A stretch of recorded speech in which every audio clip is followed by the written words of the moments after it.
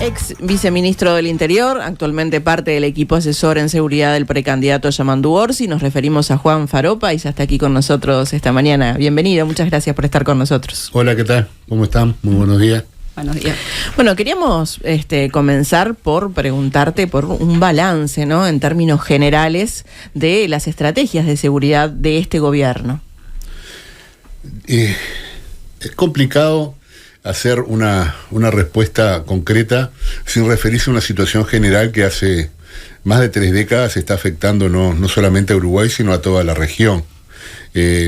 Por distintos factores, sería muy largo explicarlo, pero hubo cambios sustanciales en todo el mundo, sobre todo a partir de la aplicación de políticas neoliberales a rajatabla en los 80, en los 90, hubo un retiro por parte del Estado, hubo una baja de controles por parte del Estado en muchos ámbitos. Recién estaba escuchando en las noticias el tema de las fumigaciones con agroquímicos, ¿no?, que existían controles determinados que fueron retirados. Bueno, esa es una señal de una idea de retirar al Estado para apostar a que el mercado lo resolviera todo, y eso llevó obviamente a una mayor desigualdad, tal vez no una mayor pobreza, pero sí una mayor desigualdad, sociedades muy desiguales, y América Latina no puede estar afuera, porque además hay factores históricos, estructurales, sociales, que hacen que sea una región con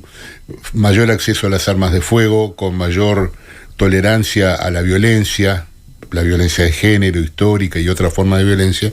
Entonces, bueno, si no tenés en cuenta todo eso y todo el tiempo que viene pasando eso, es muy difícil evaluar la gestión en materia de seguridad de cualquier gobierno. La idea que tengo respecto al actual gobierno es que comenzó con una referencia, y todavía sigue, ¿no? Todavía sigue, un poco menos en el Ministerio del Interior, pero sí en otras áreas, una referencia permanente a los gobiernos anteriores del Frente Amplio. Creo que hay actores de gobierno que no dicen más de 3 palabras sin decir Frente Amplio, o sea, permanente, o sea, no. Y no era un discurso de lo que se pensaba hacer, sino de lo que supuestamente había hecho mal el Frente Amplio. Un discurso culpabilizador, agresivo, donde se dicen cosas muy graves para la institucionalidad, como por ejemplo, el Frente Amplio no quiere a la policía.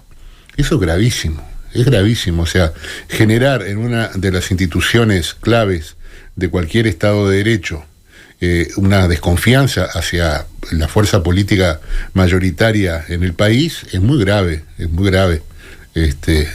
Yo no digo que es casi un llamado a la insubordinación, pero no anda muy lejos. Juan, y si pensamos justamente, concretamente, en este periodo y los 3 ministros por los que hemos pasado, ¿no?, porque estuvo claro, Larrañaga, estuvo Heber, ahora está Martinelli, ¿ha cambiado el eje en algún momento? ¿Ha sido la misma línea? Sin duda que sí, y creo que para bien. O sea, bueno, la gestión de Larrañaga fue muy breve, lamentablemente, por razones que todos conocemos, pero fue una apelación a la épica, hay orden de no aflojar, y sobre todo a la destrucción de los avances que sin duda se habían hecho con errores, con aciertos, como pasa en toda actividad humana, durante las gestiones del Frente Amplio, desde el 2005 en adelante.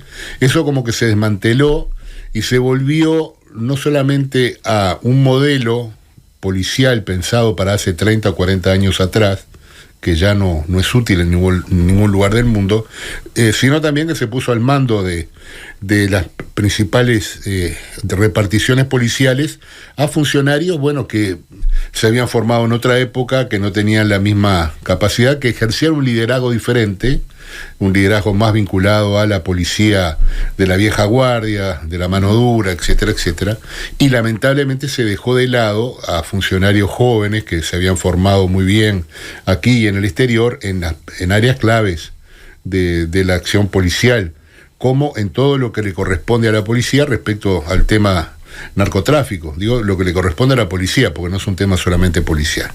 Después vino Heber, y con todo respeto por Heber, no tengo nada para comentar, o sea, creo que se comenta sola su gestión.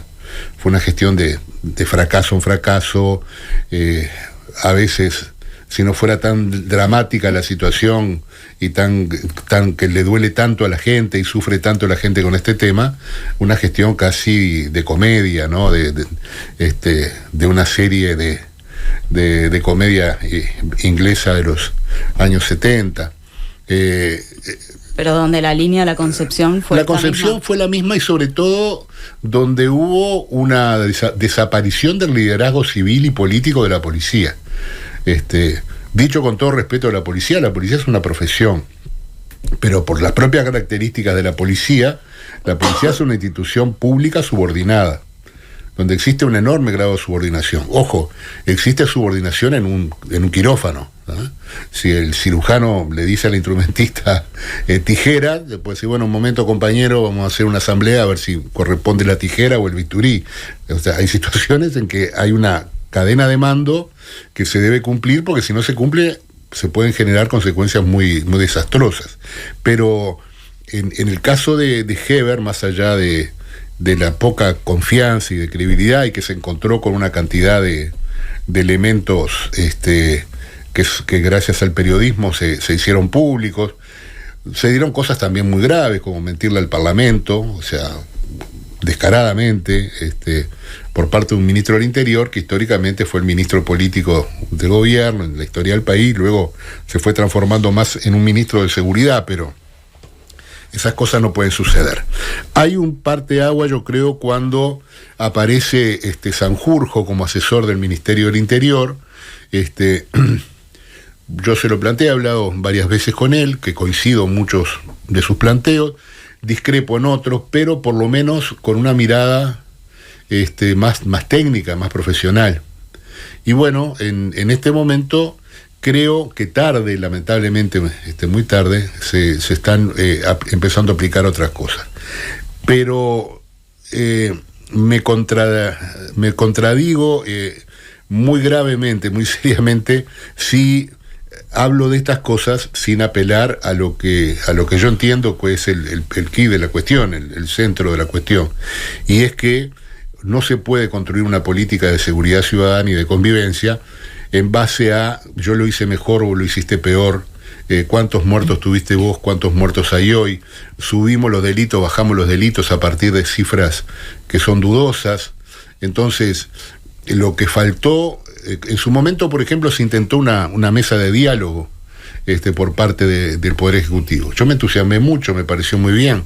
Dentro del Frente Amplio había compañeros que no estaban de acuerdo, pero digo, es la oportunidad. Si no hablamos en este ámbito que se nos ofrece, donde podés discrepar, pero donde hay un componente técnico profesional muy grande, ¿dónde vamos a hablar?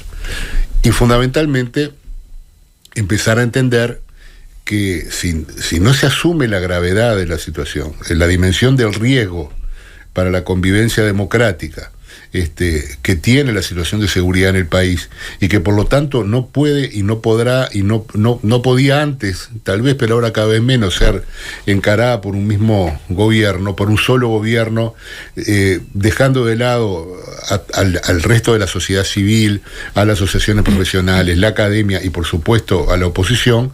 Es imposible generar una política de seguridad que tenga cierto éxito. Y pensamos justamente en las políticas, ¿no? Martinelli ha hecho una lectura de que desde la restauración democrática hasta la llegada del Frente Amplio, lo que ha primado ha sido la pata represiva, que a partir de la llegada del Frente Amplio lo que hubo fue una estrategia de centrarse en las causas sociales, y que a partir de ahora la intención es aplicar una estrategia dual. Primero, ¿qué opinas de esta lectura? Y después, si crees que realmente se está aplicando esta estrategia. Sí, yo el otro día estaba leyendo, a mí me gusta guardar recortes, yo soy de la época de las fotocopias en papel de los semanarios, de los diarios, y estaba encontrando un artículo de búsqueda de la época que era ministro del Interior, el doctor Juan Andrés Ramírez, no sé si era del 93 o 92, y era una nota que si vos le cambiás las fechas perfectamente sería aplicable a la situación de hoy. Podría estar hablando cualquiera de los ministros que vinieron después del doctor Ramírez, ¿no? Es insostenible la situación de inseguridad, es horrible. Bueno, no hay que olvidarse que la primera vez que se empezó a hablar de infantos juveniles o delincuencia juvenil en el Uruguay fue a partir de un libro de Washington Beltrán, recordado por el famoso duelo con Valle y Ordóñez. Washington Beltrán en 1905, por ahí creo, 1906, escribió con la ideología y la forma de encarar las cosas de la época, un tema donde se decía, bueno, que Uruguay, bueno, se saltaba las guerras civiles que se habían dado en los años anteriores y todo, pero que Uruguay tenía que volver a ser ese ámbito de paz y de tranquilidad que había sido. O sea, el tema del miedo a la violencia es un recurso muy utilizado, sobre todo por los sectores más conservadores de la sociedad y sobre todo para obtener réditos políticos electorales. Ahora, la Ley de Seguridad Ciudadana se aprobó durante el segundo gobierno de Sanguinetti, que de seguridad ciudadana no tiene nada, es una ley penal. Si ustedes recordarán, también se aplicó esa ley porque ya era insoportable la cantidad de delitos y los niveles de delincuencia. Se crearon nuevos delitos, como siempre, se aumentaron las penas, se redujeron las garantías. O sea, Uruguay hace tiempo que viene en esta... No digo búsqueda de alguna solución, sino improvisando y generando efectos o impactos que supuestamente le transmiten a la población una sensación de mayor seguridad y de mayor tranquilidad. ¿En ese marco pones esta estrategia dual que propone Martinelli? Martinelli propone una estrategia dual que yo no la critico en principio. Creo que es un tema para empezar a hablar. A ver, nos guste o no nos guste, sin lugar a dudas, el Estado en sí es una organización que tiene la represión como una de sus funciones. ¿Tá? O sea, si vos dejás de pagar los impuestos tanto municipales como nacionales, llega un momento que te hacen un embargo y si no pagás, vienen y te llevan las cosas. Eso, y te las rematan y cobran. ¿Tá? Es una función represiva. Si estacionás mal el auto, te lo guinchan. Eso es represión. Si vas a una velocidad prohibida, te ponen también una multa, y eso también es una función represiva. En la izquierda, por la historia política del país de los años 60 o 70, donde la represión era política, se reprimía por ideas políticas, se reprimía estudiantes, sindicatos, se reprimía la oposición política, obviamente siempre le costó asumir el verbo reprimir, porque siempre se lo asoció con eso, como por ejemplo con las actividades de inteligencia. Estamos acostumbrados, y eso nos marcó mucho, a haber sido víctimas de actividades de inteligencia ilegales por parte del Estado, que lamentablemente todavía no han desaparecido, pero por otro lado tenemos un discurso que apunta a la prevención. Entonces, yo siempre digo, y muchas veces discuto con muchos compañeros y compañeras, si no tenés inteligencia, si no sabés qué querés prevenir, ¿no? ¿Qué vas a prevenir? O sea, vos para poder prevenir algo tenés que tener información que algo puede suceder. ¿Eso quién lo elabora? Lo elaboran organismos de inteligencia del Estado que actúen bajo controles democráticos, que obviamente no salgan todos los días en la prensa a decir lo que están haciendo, porque sería una parodia, pero sí con un control en el Parlamento, con un control en la opinión pública. ¿Y hoy está fallando inteligencia?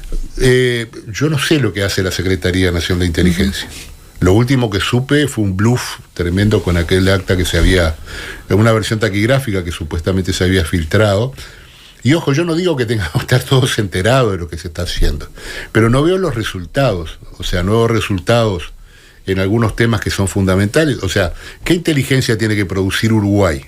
O sea, en la situación geopolítica en la que estamos, obviamente hay un campo amplísimo para la inteligencia económica, para la inteligencia comercial, poder saber qué están haciendo nuestros socios comerciales, no jugando a los espías, pero poder prever, poder decir, mira, en Argentina es posible que se venga dentro de poco una hecatombe y eso nos va a pegar económicamente, como nos pasó en el 2002, bueno, ¿qué medidas preventivas tomar? También, obviamente, medidas de inteligencia a nivel de defensa nacional, teniendo, repito, en cuenta lo que es el Uruguay y la situación en la que está en el mundo. Pero hay algunas acciones que son claramente necesarias en esta época para conocer cómo funcionan las redes de narcotráfico, no solamente la parte logística, sino fundamentalmente la parte de lavado de dinero, la parte de la gestión económica empresarial que hace el gran narcotráfico, que es excelente, funciona mucho mejor que muchísimas empresas lícitas o legales del mundo, y hasta ahora yo no he visto ningún procedimiento penal que haya sido llevado a los juzgados, que se haya investigado y que haya tenido algún éxito en el tema. Sí, hay mucho ruido, que cerramos una boca acá, cerramos una boca allá, pero bueno, eso es matar hormigas con un martillo. Pero no quiero no contestarte del todo. Sin duda, una estrategia democrática de política de seguridad ciudadana incluye una fase represiva, sin duda, pero también incluye una parte represiva. Nosotros con... Preventiva. Nosotros con Yamandú creo que hemos superado esa mirada. Es un aporte más, o sea, no es, repito, para ponerse en competencia, pero creo que estamos en una línea y que el país la va a tener que seguir en algún momento, la va a tener que seguir a partir del 1 de marzo del año que viene, de empezar a lograr acuerdos, ¿tá? Y de reconocer que ninguno tiene la respuesta correcta, que todos nos hemos equivocado y que si seguimos diciendo ustedes no hicieron tal cosa, ustedes hicieron otra, generamos desconfianza en la población, en el sistema político y en la política como herramienta fundamental para resolver los problemas de la sociedad, contribuir a resolverlos. Nosotros hablamos de leer desde un punto de vista progresista la política pública de seguridad ciudadana como una política tridimensional, que tiene que incluir no solamente el tema represión, prevención.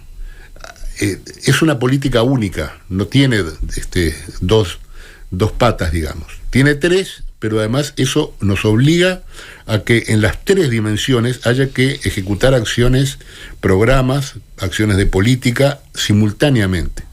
No es primero hago prevención y si no funciona después hago represión, o primero hago represión y después...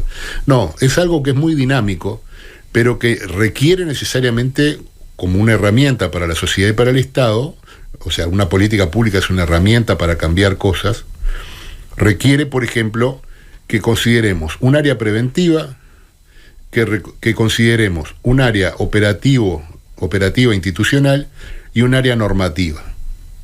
¿Eso no estaba planteado así en los gobiernos pasados del Frente Amplio?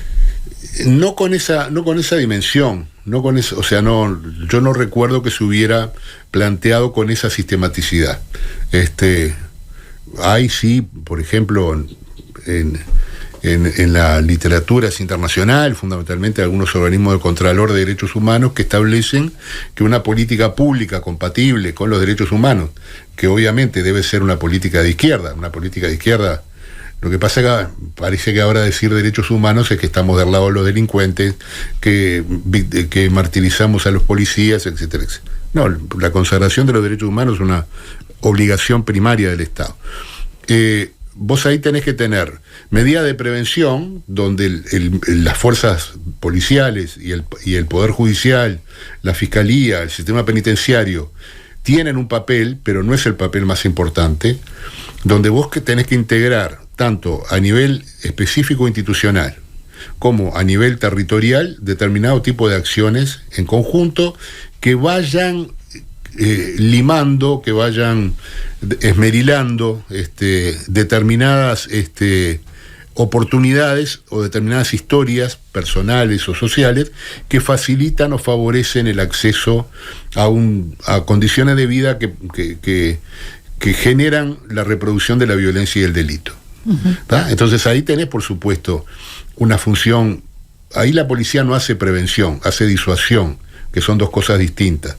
La policía no previene, la policía disuade con su presencia, con su despliegue territorial, con su forma de patrullaje, con su equipamiento, con su tecnología, etcétera, etcétera. Pero evidentemente, si no integrás todas las dimensiones de gobierno, desde la dimensión nacional a la municipal, pasando por la departamental, y hacerlo con generosidad. Estas cosas son fáciles de decir, pero después cuando llega la hora de discutir el presupuesto y viene el Ministerio de Economía y te pone una cajita con plata adelante y te dice, miren, lo único que hay es esto, todo el mundo se tira arriba a ver qué es lo que se puede llevar. Y entonces muchas veces hay reparticiones del Estado que tienen recursos que no pueden ejecutar y hay otras que no los tienen y qué bien que les vendría. Entonces, una política integrada que tenga que ver con, ya lo hemos visto tantas veces, la generación de oportunidades, de nuevos modelos de vida, sobre todo para la gente más joven, que tenga que ver con la formación, con la posibilidad de obtener ingresos lícitos que tenga que ver con el diseño de la ciudad y las localidades del país, que sean lugares donde la gente pueda apropiarse del espacio público. Eso lo hemos dicho una cantidad de veces. Pero a la vez también esa política, vos solo con prevención no resolvés el problema, pero sin prevención tampoco lo resolvés. Entonces simultáneamente tenés que hacer una serie de análisis respecto a qué capacidad institucional tiene el Estado para operativamente llevar adelante políticas de seguridad. Bueno, y Juan, justamente pensando en el análisis, ¿no?, y mirando las cifras del último quinquenio, vemos que las denuncias de varios delitos han bajado. No bajaron, sin embargo, las denuncias de violencia doméstica, no bajaron los homicidios. Y centrándonos en el caso de los homicidios, ¿no? Si miramos los homicidios, ¿a qué le atribuís este aumento, por un lado? Y por otro lado, consultarte si ves cambios, ¿no?, en la forma, en los motivos, en los lugares en que se producían estos homicidios años atrás y lo que vemos hoy por hoy. Mira, lo que tenemos históricamente en el país y se ha recrudecido en los últimos tiempos es un déficit muy grande respecto a la información de calidad, ¿no? O sea, información objetiva que te permita poder analizar una situación y ejercer el derecho a participar, o sea, a opinar, a tener posiciones sobre el tema a partir de información de calidad. Por eso que estamos proponiendo, entre otros temas, no ya la colaboración con el Instituto Nacional de Estadística, sino que directamente todo lo que implica la recopilación y análisis primario de datos sobre violencia y criminalidad lo haga directamente el Instituto Nacional de Estadística, sin ningún tipo de subordinación al Ministerio del Interior, y luego sí que esa información primaria pueda pasar a los órganos de inteligencia policial o de investigaciones para poderla procesar y para saber qué hacer. Ahora, Juan, pensando, perdóname, no que te corte, pero obviamente con el tema de los datos y cómo se presentan, además hay toda una discusión. Claro. Pero concretamente, de todas maneras, con los datos que tenemos, ¿se puede hablar en esto que te preguntaba Alejandra, ¿no?, de algunas diferencias, por ejemplo, en cuanto a los niveles de violencia, en cuanto a los motivos de los homicidios? Digo, pensando, por ejemplo, en un cuarto gobierno, ¿a qué se enfrentaría el Frente Amplio? Sí, ¿no? Yo creo que no existe, hasta ahora, hasta la fecha, eso hay que hacerlo, pero hoy no existe. Vos no tenés una capacidad estatal de generar información que te lleva a distinguir claramente cuáles serían, por lo menos como hipótesis, no las causas, porque la conducta humana no es causal, sino los factores que permiten la generación o la reproducción de determinadas formas de violencia. Generalmente nosotros decimos, sí, claro, aumentó la disputa territorial por razón del microtráfico cuando hay enfrentamiento por mercados determinados, o porque la oferta disminuye, porque no hay producto, o porque detienen a los líderes de una determinada estructura criminal y hay una lucha interna luego dentro de esa misma estructura para quien asume el liderazgo, etcétera, etcétera. O puede decir, bueno, sí, estas muertes son, como se decía lamentablemente en su tiempo, ajustes de cuentas, o como hoy, que te tiran arriba de la mesa primero todos los antecedentes penales que tenía la víctima, como diciendo, bueno, pero mira que tenía antecedentes penales, ¿no? No era una persona de bien, no era una persona como nosotros, ¿no? Era alguien que estaba entregado al crimen, al delito, al pecado, y por eso fue castigado y lo mataron. Ahora, puede haber otro tipo de causales, otro tipo de factores, que inciden en esta generación de delitos. Eso hay que estudiarlo, porque si vos no sabés qué tenés que enfrentar, nunca vas a saber qué es lo que tenés que hacer. No, justamente te quería decir, Juan, que hay un estudio de Rogido que habla de que en el periodo de 2012 a 2022 solamente el 6,5% de los homicidios estuvieron vinculados al narcotráfico, ¿no? Y mucho se habla, sin embargo, del ajuste de cuentas. Sí. Ahora, que se hace con ese otro más del 90%. Bueno, lo que hay que tener en cuenta es cuál es el porqué, cuáles son o sea, podemos tener las cifras, y decir, tantos tanta cantidad de homicidios pueden estar o no pueden estar vinculados a determinado tipo de actividad delictiva. Bueno, pero ¿por qué se da eso? ¿Y por qué se da el resto, sobre todo? Obviamente tenemos la situación de violencia doméstica que no se ve en la sociedad todavía con la dimensión que tiene. No se o sea, yo creo que si bien se ha avanzado muchísimo en las últimas décadas sobre este tema, todavía sigue siendo un tema de, bueno, que queda, la gente muchas veces no lo dice, pero como que queda en el ámbito de lo privado, ¿no? O sea, es un tema que ahí, bueno... No ¿Estaría faltando análisis, entonces falta un panorama real de cómo estamos parados? Perico Pérez Aguirre tenía una frase que yo siempre uso, que me parece que es magistral, que él hablaba de la cajita de herramientas, ¿no? Él decía, acá el tema es saber, primero tenés que saber qué problema tenés, ¿tá? Por ejemplo, si te rompe el televisor, no te enciende, lo prendés y no marcha. Decís, bueno, sí puede ser que tenga un cable desconectado, ¿no? Voy a arreglarlo, vas a buscar tu cajita de herramientas, y en la cajita de herramientas tenés un marrón, una pinza y un serrucho, que son herramientas muy nobles, muy válidas, para hacer otras cosas, ¿tá? Pero con esas herramientas vos no vas a poder arreglar tu televisor. Entonces, primero tenés que saber qué es lo que está pasando para después ver qué herramienta necesitas para arreglarlo, porque si no, lo vas a terminar rompiendo del todo el televisor. Y en este caso, evidentemente, hay determinadas miradas, y en el diseño mismo del Estado hay determinado tipo de concepciones, de modelos, de paradigmas respecto a estos temas de la violencia y la seguridad, que se siguen pensando con la cabeza con que se crearon hace más de 40 años. Entonces, hasta que no haya realmente una autocrítica muy fuerte de todos los sectores, tanto del sistema político como de la corporación judicial, de la fiscalía, del sistema penitenciario, decir, che, no podemos seguir repitiendo siempre lo mismo, porque el mundo es otro, porque ahora tenemos un incremento tremendo de los homicidios, donde hay estudios que dicen que no todos están vinculados a un tema, pero no sabemos realmente cuáles están vinculados a cuál. Hasta que no lo entiendas eso, va a ser muy difícil poder empezar a trabajar. Y luego tenés que tener las herramientas. El actual sistema de control judicial, policial, penal del Estado, ¿es la herramienta adecuada para resolver los nuevos problemas? Y además otra cosa, eso no es. Yo creo que no. Uh-huh. Hace tiempo que no lo es. Pero estamos en Uruguay, y en Uruguay mover este micrófono de acá para acá cuesta muchísimo, ¿ah? Porque hay intereses, como digo, sectoriales, políticos, económicos, corporativos, y hay una forma que tiene que ver con la idiosincrasia. Bueno, si siempre lo hicimos así, ¿por qué no vamos a seguir haciéndolo así? Sí, siempre lo hicimos así, pero no funcionó.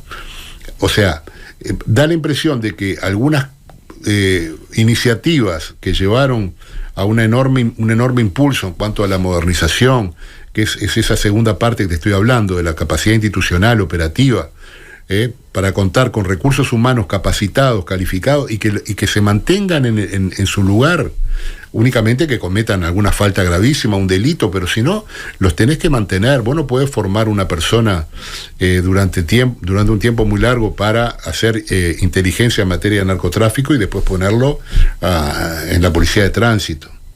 Uh-huh.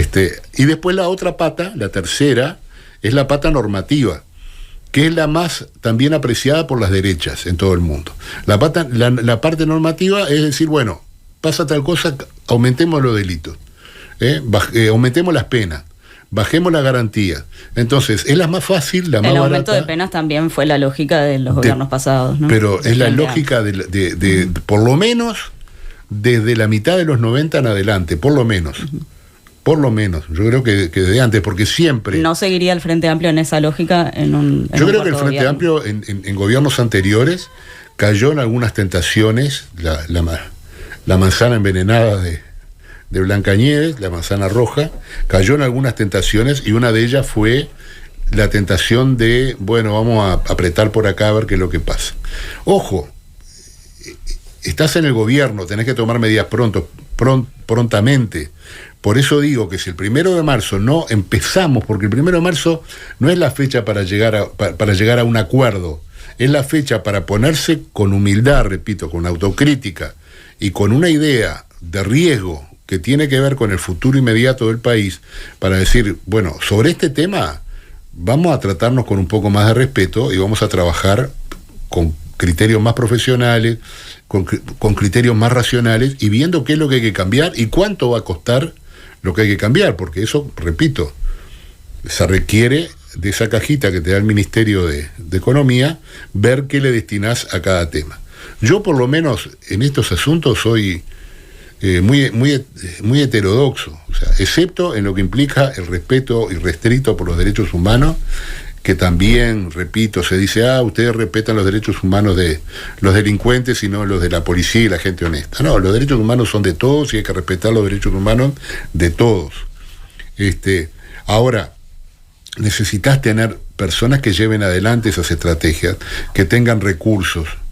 Ayer estaba leyendo una noticia, que no sé si es cierta o no, que decía que Uruguay está estudiando ofertar para comprar aviones caza, creo que a la antigua República, bueno, la actual República Checa, no sé, los aviones de la época del Pacto de Varsovia, con una tecnología que para nosotros es bárbara, pero que ya a nivel internacional no corre más, y que salen una punta de millones de dólares, ¿no?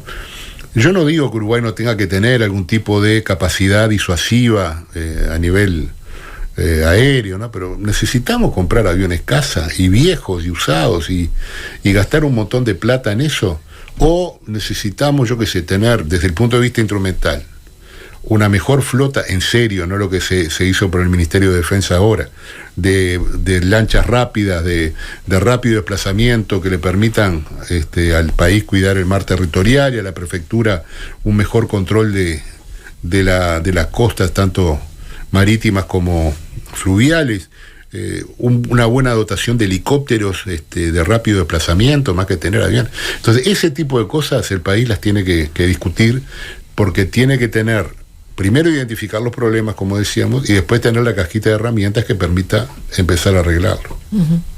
Ahora, justamente pensando, estábamos hablando de lo que está haciendo este gobierno con el microtráfico y demás, ¿no? Pero ¿qué es lo que piensa hacer el Frente Amplio en un eventual futuro gobierno? ¿Qué es lo que propone la oposición en cuanto al combate al narcotráfico? No en los barrios, ¿no? Sino al... Sí. Si no existe el gran narcotráfico, no tenés problema de microtráfico, obviamente, es algo de perogrullo. Se dice Uruguay es un lugar de acopio y de tránsito de determinado tipo de sustancias prohibidas,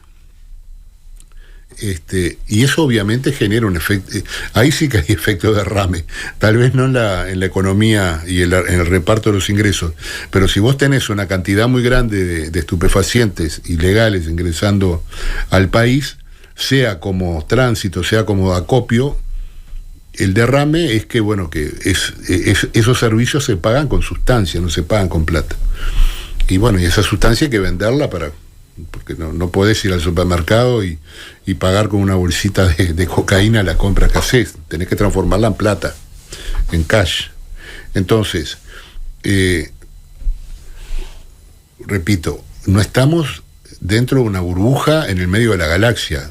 Lo que estamos viviendo en Uruguay lo está viviendo toda la región desde hace años, con mayores o menores niveles de violencia, de corrupción, de injerencia de las Fuerzas Armadas en los temas del narcotráfico. Bueno, el caso de México con los Zetas es un ejemplo de tapa de libro, ¿no? El Estado forma un equipo de expertos profesionales para combatir el narcotráfico, y el narcotráfico los coopta, le paga mal y se los lleva todo, y llega un momento que dicen, no, ¿y por qué vamos a estar trabajando para esto? ¿Qué le vamos a hacer el nuestro, que tenemos toda la capacidad para hacerlo?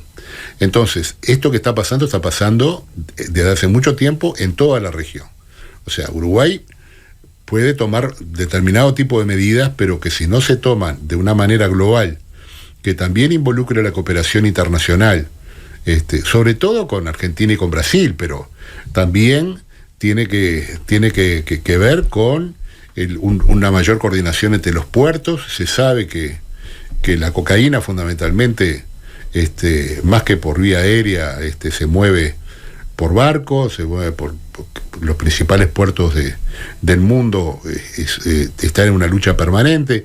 Ahora recién, después de mucho tiempo, aparecieron los escáneres para el puerto, pero los grandes puertos del mundo, como el puerto de Barcelona, por ejemplo, o el de Hamburgo, la capacidad de escanear todos los contenedores que entran es mínima.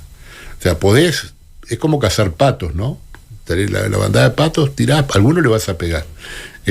A lo que le gusta cazar, ¿no? A mí no me gusta cazar, y menos patos, que son muy simpáticos. Decía entonces, hay una posibilidad de empezar, y esto va a tener repercusiones, va a tener un costo grande, que va a exigir una mayor preparación de la fuerza de seguridad, pero si vos lográs empezar a pegar donde más le duele al narco, que es en la ruta del dinero, si vos lográs poder tener una política mucho más efectiva de control respecto al dinero, de dónde viene, cómo se realizan las transacciones.